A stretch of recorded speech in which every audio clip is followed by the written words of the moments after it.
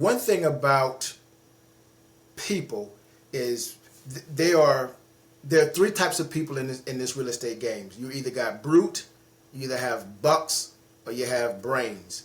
And so if you brute, then you have the skill. If you have the bucks, you got the money and the capital to make it happen. Or if you have the brains, then you have the whole knowledge of it. And so a lot of times there are there are a lot of people that are seeking to get into the industry, but they don't have all three components, or they're one of the three components. And so what I did is I ran into individuals that was interested in getting into the market. And I made a promise to them and the promise was, I will invest in you, but you're going to have to invest in me. And in investing in me, you're going to have to believe in the process that I have written, that I have developed. And if you believe in that, into the system, it will reward you. And so I put together a makeshift team of individuals that did plumbing, that did electrical, that did construction. And so my very first commitment to them was I gave them a house and I gave them a commercial building. Said, here, this is my commitment to you. And if you value my commitment, then we should never separate in business. But the minute that we separate, remember, all bets are off. There is no more gimmies, and everything that you want from me, the relationships that I have, you're going to have to establish your own relationships. And so I put together a makeshift believer of people who did not have, with people in positions of power. And when when I grew and I profited, and I expanded, they grew, profited, and expanded.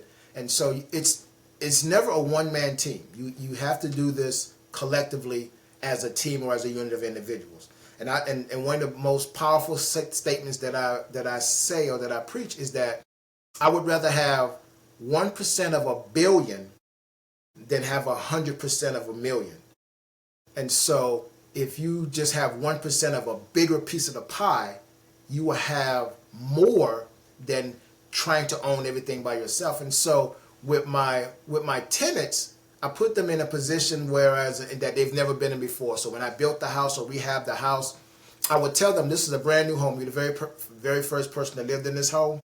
And if anything goes wrong in this house, it's something that you have done, not necessarily me. If it's constructural problem or electrical problem, I got that covered. But everything else in this house is brand new. So however the condition of the house is, while you're in it, you created it.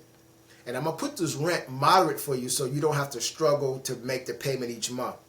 But most importantly, I'm going to do this. In the event that you want to leave, I have a list right here of 25 people that want to move into your property. So the pressure is on you. You can either default and let the next person get in, because by the time you tell me that you cannot afford to pay it anymore, somebody's going to be at the door with their car to move in.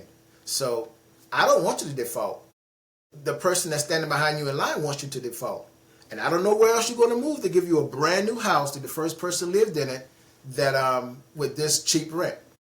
Because for me, I was trying to avoid what's called the vacancy factor. Because if you put the rent too high, yes, you made a whole lot of money, but those 2-3 months out of the year where they default, you're going to lose income.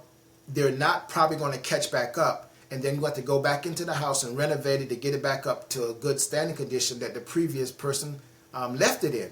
And so if my theory was, I want to make it comfortable for them where they want to live in there for the rest of their lives. Whereas, and if something should happen to them in life, that their children's going to move into that home and continue renting.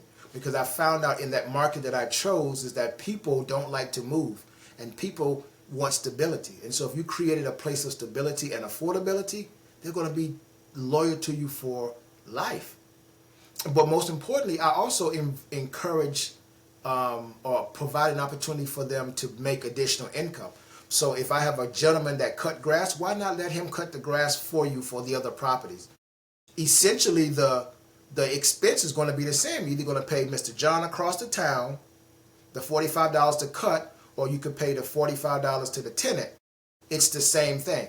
What happens is it's additional income for the tenant, and what he's not going to do, what she's not going to do is she's not going to mess up that additional income.